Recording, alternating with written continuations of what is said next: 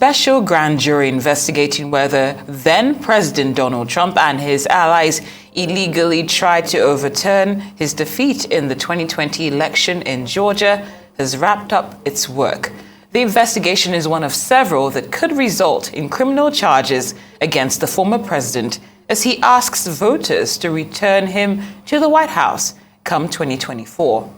Over about 6 months, the grand jurors have considered evidence and heard testimony from dozens of witnesses, including high-profile Trump associates and top state officials.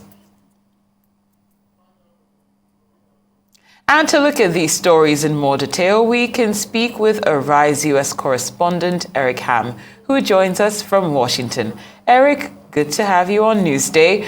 President Biden has approved an emergency declaration allowing federal support for New York State. What's the latest?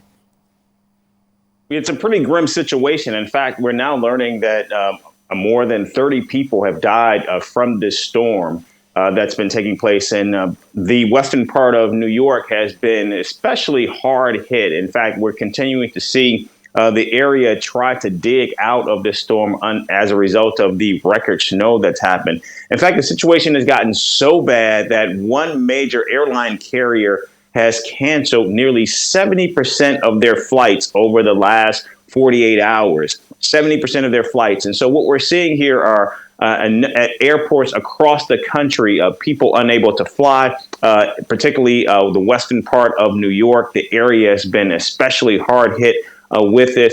Now, one of the good signs is, the nation, and particularly this area, is beginning to come out of this massive storm. But right now, what we're seeing is the worst is not over yet, even though temperatures are beginning to climb back up. The snow is beginning to dissipate. That has not certainly stopped the damage and the toll that this storm has taken, not only on communities across the country, but also on people's lives.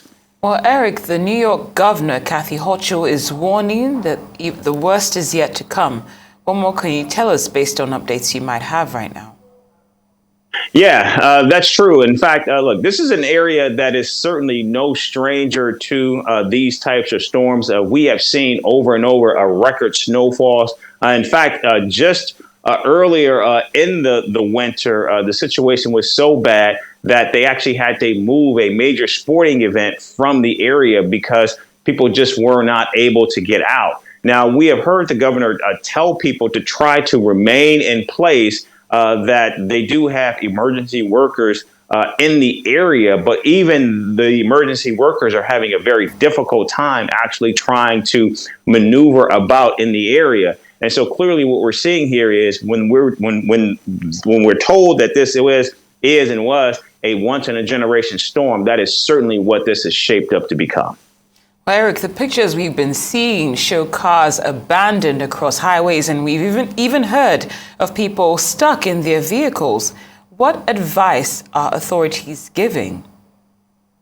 Well, the authorities are telling people to remain in place. If you do not have to go anywhere, do not, because right now you have emergency workers that are trying to deal with the situation as it is. And right now, not only are we talking about people who are told to remain in place, but also what we're seeing here is the situation has gotten so dire that it's making it very difficult for people to move around. So the advice that the governor is actually giving people is to try to remain in place while they also try to not only clear the massive snow, but also try to restore power in some areas. And again, as the death toll continues to rise, the state and the local communities certainly don't want to try to add to, of course, the records and the death toll that we're continuing to see. Indeed.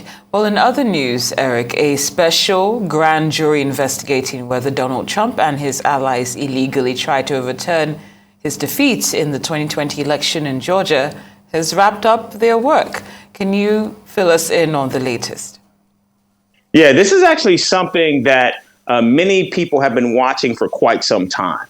We know, in fact, I've spoken to a number of legal watchers actually in the state of Georgia who have said that they believe that or at least until more recent legal ruminations have actually hit the former president, that this was perhaps the one area, the one case that perhaps exposed the former president, Donald Trump, and was perhaps his most legal jeopardy situation, because what we saw here was the former president actually on tape, actually trying to basically force the Secretary of State to actually overturn an election, overturn votes. And he was actually on tape doing it. In fact, that tape was actually made public by a Republican leader,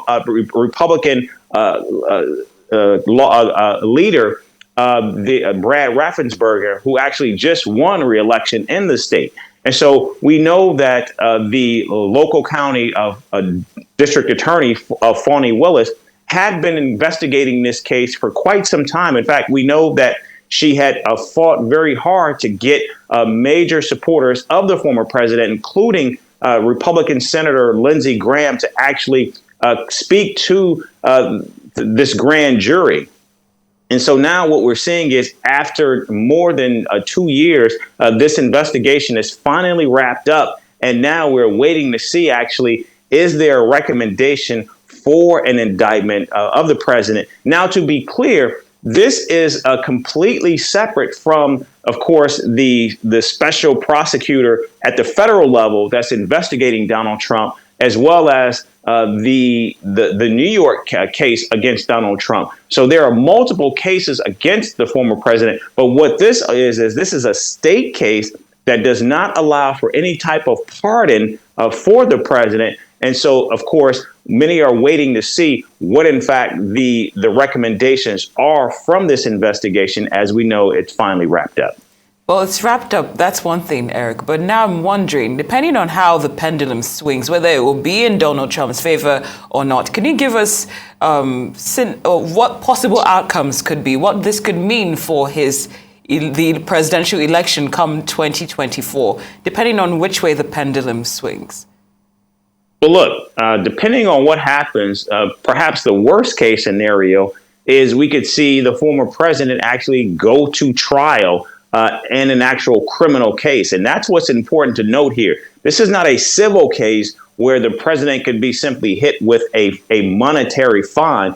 This actually could incur actual criminal charges where the former president could actually be looking at possible prison time at the state level. And because this is a state level case, the federal government cannot step in and intervene, nor can the governor. And to be clear, Georgia is a state that has a Republican governor. And remember, Donald Trump went after the governor in very hard terms because he refused to actually overturn an election. So there's no love lost between the Republican governor, Brian Kemp, and Donald Trump. So there's no way that perhaps the governor would step in to try to intervene on Donald Trump's behalf to try to offer a pardon from these charges. In addition to that, the recommendations could be to simply not bring a case or not choose to indict the president himself, but maybe go after some of those acolytes who worked for the president. Remember, this is a wide-ranging case, not simply looking at the former president and that phone call and whether or not it was illegal, but also we know that there were attempts in the state itself to try to overturn the election, to try to force those electors to not support Joe Biden's election in that race. So this is a wide-ranging and a much larger dragnet that we're looking at, because more than 100 witnesses were actually brought in to testify before this grand jury. So if he's indicted, there's really no way around it. We could actually be looking at President Trump actually serving time. This is quite interesting, and we definitely look forward to seeing how this plays out in the very near future. Arise US correspondent Eric Ham, thank you so much for joining us on Newsday. We appreciate your time and analysis, as always.